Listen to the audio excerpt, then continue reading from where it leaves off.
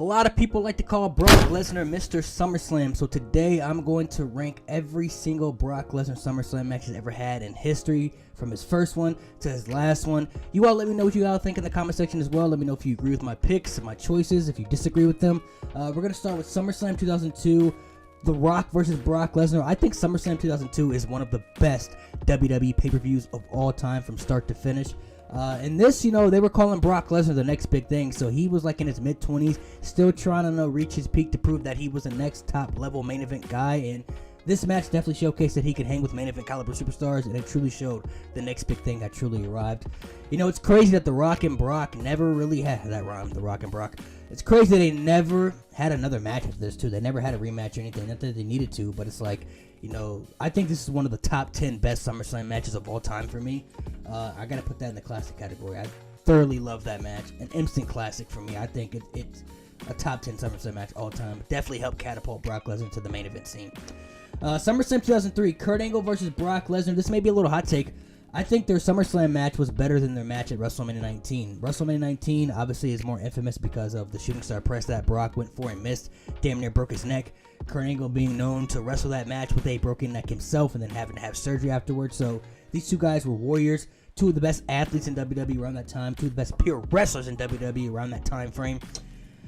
I'm going to put this in the great category, man. I think this was a great match. Like I said, I think that match was better than their WrestleMania match. And this wasn't even the best Brock and Kurt Angle match. I mean, the best match they had was the Iron Man match on SmackDown. So, I got to put that in the great category for me, in my opinion. Then we got to, fast forward all the way to 2012. Brock Lesnar would leave WWE in 2004, come back in 2012. His first SummerSlam match back after leaving would be against Triple H. This was a different Brock Lesnar. This wasn't Brock Lesnar wearing the trunks and everything. This was like UFC MMA Brock Lesnar. Brock Lesnar coming back and snapping people's arms with a Kimura and stuff. I did like this match. I think the WrestleMania 29 match also is a little slept on. I feel like that match doesn't get enough credit as it should. It's a little slept on in my opinion. I'm going to put this in the good category. I think this was a good, solid match. I really did enjoy this match. They had some good chemistry together. They also had a pretty good steel cage match at Extreme Rules in 2013 as well. So I'll put this in the good category. This one definitely is going in the classic, man. Brock Lesnar and CM Punk had a freaking banger. It's crazy to think that these two also never had another rematch. Not that they needed to, but it's like they had such a good match. I would have loved to see these two, have another match together. I mean, the chemistry they had was just top tier. There's always a debate about SummerSlam 2013. What match was better, CM Punk and Brock Lesnar or John Cena and Daniel Bryan? Because both those matches were so top tier. I give the slight edge to Punk and Lesnar just by a little bit. Because Punk and Bryan, man, was, Punk and Lesnar, and then Cena and Bryan was just top tier. I mean, they both were top tier, but Lesnar and Punk, I think, was just better just by a little bit, man. That match was just so top tier. Plus, Paul Heyman playing the factor, being a part of the story too, also, made, the story a little bit more spicy. So, I got to put that in the classic category for sure.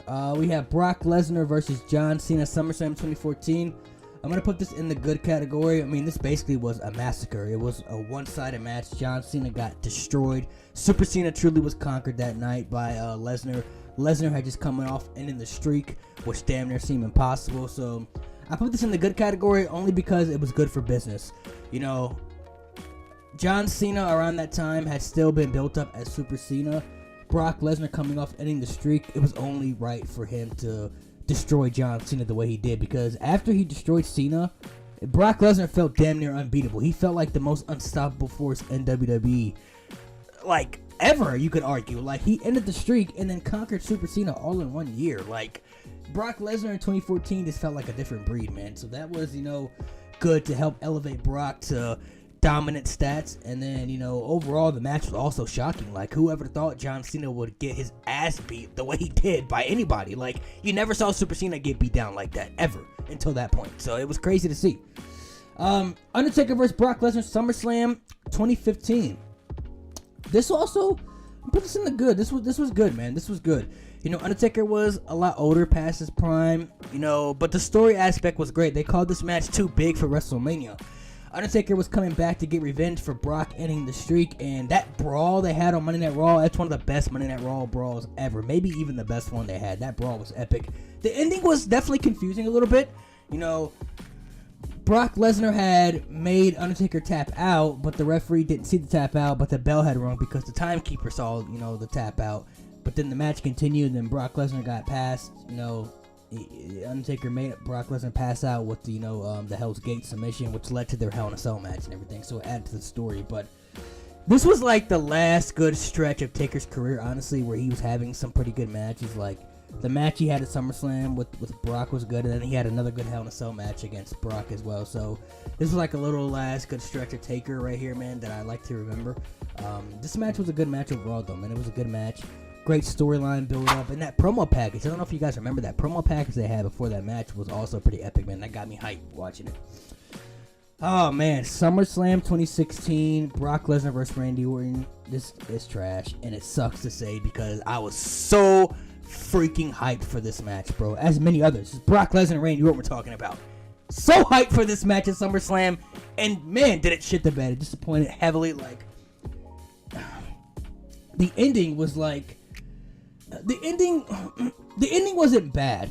I didn't hate the ending. It's just, how do I explain it? I feel like the match was rushed and it didn't get the time that it needed or should have gotten. Like, you have two of the best of all time. They could have had a freaking banger. They could have had one of the best SummerSlam matches of all time. And you could have did the same ending the way it did to give that shock factor where, Brock busted Randy open intentionally with the elbows and stuff, but it was like they rushed everything. Like I don't know, it felt so rushed and it felt so unnecessary to have it rushed the way it did. This match could have went at least 25-30 minutes if they wanted to, and they could have told a great story, had a great match. I feel like they really missed a big opportunity to have a classic between Orton and Lesnar. This was definitely a disappointing SummerSlam main event that had so much hype behind it. This Fatal 4-Way match, I gotta put in classic, man. That Fatal 4-Way match was epic. Roman Reigns, Brock Lesnar, Braun Strowman, Samoa Joe.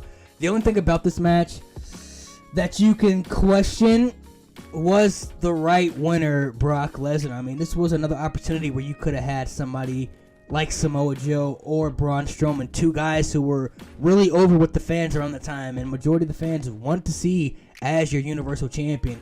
A lot of these guys, one of those guys could have won that match. I mean, Roman Reigns took the pin anyway. Brock Lesnar ended up pinning Roman Reigns. So you could have had Braun Strowman pin Roman Reigns. You could have had Samoa Joe pin Roman Reigns. This wasn't Roman Reigns at his peak where he was the tribal chief yet. So Roman Reigns was still getting pinned quite often. So I feel like this was another opportunity where you could have had somebody take the title from Lesnar, like Strowman, like Joe, who was really over with the fans, that the fans really want to see get that push, which would have helped elevate those guys to the main event scene even further on the main roster. But overall, that Fatal 4-Way match was damn great, man. It was a classic. I gotta put it in the classics. Roman Reigns and Brock Lesnar had SummerSlam. This was not good. This had been dragged out. Their feud in 2018 was just tiring. I mean, they dragged it out from WrestleMania to SummerSlam, which was super unnecessary. 2018, Brock Lesnar and Roman Reigns were just two guys that majority of the fans were just tired of the way they were booked, and you put them in a feud together and the fans instantly did not care about it. They didn't want to see these two fight each other. They definitely didn't want to see Brock Lesnar as Universal Champion anymore, and they also equally didn't want to see Roman Reigns as Universal Champion either. So it's like a recipe for disaster. It was doomed from the beginning. I mean, you're forcing the fans to pretty much pick between Lesnar and Reigns, and you want Roman Reigns to get that huge babyface reaction by beating the ultimate bad guy like Brock Lesnar, but the only problem is the fans, majority of the fans weren't accepting Roman Reigns as the way he was as the big dog and the way WWE was presenting him, because they were presenting him the wrong way. Like, Roman Reigns felt like a John Cena 2.0. John Cena said it best in 2017 in his promo. Roman Reigns felt like another John Cena type babyface that the WWE was trying to create, and the fans didn't like that shit. They saw right through it. They didn't want another John Cena. They already had John Cena, and you can never duplicate another John Cena the way his reactions were with the fans. You can't do that, and the fans saw right through it. And Roman Reigns had always shown potential that he could be great, and I think they should have turned him heel after WrestleMania when he beat Undertaker, because the way Roman Reigns is right now, to me, has always shown that he had the potential to reach the level that he's at right now if WWE had given him the keys to the city and kind of let him do his own thing. But they were holding him back on a leash for so long, trying to get him over as a babyface, and it was just never going to work for him. And just having him face Brock Lesnar, it didn't make it work either. It just made it worse. So this match, it was not good. SummerSlam 2019, one of the worst years for WWE, by the way. Brock Lesnar, Seth Rollins. This storyline just didn't make sense at all. Brock Lesnar had lost to Seth Rollins at WrestleMania that year, right? Brock then steals the Money in the Bank, cashes in the Money in the Bank to take the title back from Seth Rollins. And the whole story built up for this match at SummerSlam was, could Seth Rollins defeat Brock Lesnar, the Beast? He already did, though. They called him the Beast Slayer. Like, the storyline was backwards. It was repetitive. Like, could Seth Rollins defeat Brock Lesnar? We already saw him do that at WrestleMania. So the story aspect definitely didn't make sense. It was ass backwards. Definitely ass backwards to a T, because it was like, you're doing the same story that you had leading up to WrestleMania, only this time it doesn't make sense. Like, leading up to WrestleMania, you can do that because Seth Rollins hadn't beat Brock yet. So it's like, okay, can he actually beat the Beast? Can he be the Beast Slayer? But we saw him do that at WrestleMania. So now you're asking us, can he beat Brock Lesnar at SummerSlam? Yes, we already saw him do it. Like, the story just didn't make sense. It was so backwards. But I will say the match was good, though. The match was good. Seth, obviously one of the best. Brock, is one of the best when he wants to be around that time, because around that time frame, Brock kind of had a reputation with the fans of, like, does he care, does he not care? Because some of his matches would be hit or miss. Some of his matches would be really good, and some of the other ones would just shit the bed. You know what I mean? Like, you never really knew what you were going to get with Brock around that time frame. You just didn't know. But the match was good, though, man. I thought it was good. It was solid. Roman Reigns and Brock Lesnar, the last man standing match. I was there in person to see this match. Now we're going to 2022 because Brock Lesnar wasn't at SummerSlam in 2020 during the pandemic. And then SummerSlam 2021 is when he made his return to come face-to-face with Roman Reigns. So we have the last man standing match. A lot of people feel like this is the best Roman and Brock match we have right here. I was there live. When Brock freaking tipped over that ring with that tractor, that was absolutely insane. Like, being there in the crowd was just like, holy crap. Like, you've never seen anything like that. Like, it was just like, what the hell did we just see? Like, it was crazy. And then a funny thing, too, after SummerSlam went off the air, Brock Lesnar was, like, laying in the ring, and he, like, sat in the ring, and then he was climbing up the ring to his cowboy hat and stuff, and then, he got on the rope and posed and everything with the ring half tipped over and shit. So that was pretty funny to see. But Roman and Brock, this was the end to their feud. They did have a better story, between 2021 and 2022 than they did previously. But it also had been dragged out because people were just like, bro, we just don't want to see Lesnar and Reigns fight each other anymore. Like, we've seen it so many times. It's done. Let it go. That's how majority of the people were feeling. Great or classic, man? This was a pretty great match. Classic, though, I don't know if I would put it on the same... I was there. I don't know if I would put it on the same level as these matches, though. I feel like these matches... but that was a... They did some pretty cool shit in that match, though.